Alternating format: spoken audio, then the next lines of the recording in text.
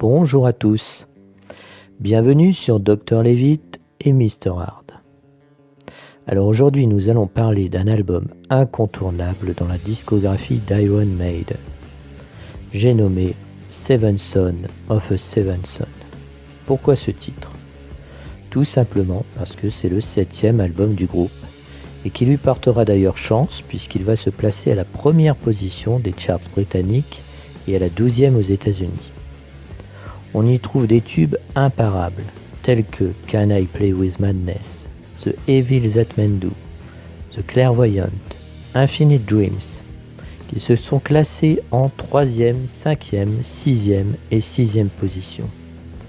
Ce disque, c'est aussi un concept album, inspiré du folklore anglo-saxon et du roman Le Septième Fils. C'est un album perfectionné. Adrian Smith, en plus d'y jouer de la guitare, il joue aussi de la guitare synthétiseur. Il quittera d'ailleurs le groupe après cet album, jusqu'en 2000 avec l'album Brave New World.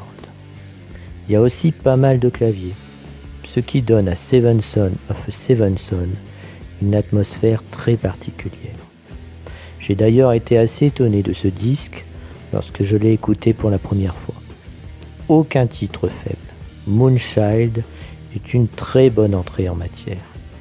C'est d'ailleurs un morceau inspiré par la magie.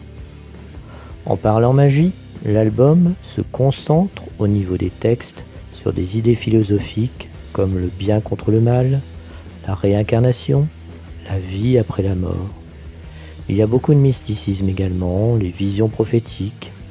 Comme dans pas mal d'albums d'Iron Maiden, il y a beaucoup d'emphase. Je pense à The Prophecy par exemple. Mon morceau favori est The Clairvoyant. C'est un titre magnifique, très bien chanté, à vous en procurer des frissons de plaisir. Et toutes ces mélodies sont vraiment magnifiques.